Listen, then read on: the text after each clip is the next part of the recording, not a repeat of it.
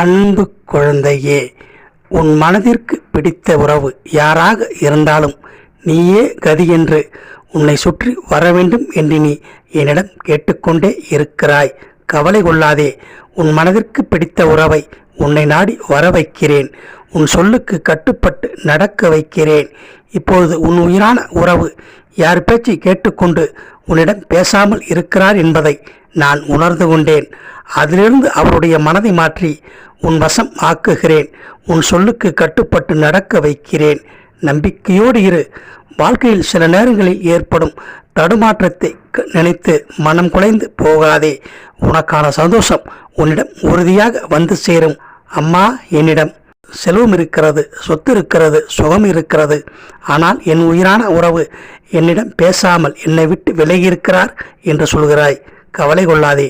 அவருடைய மனதை மாற்றி உன்னிடம் கொண்டு வந்து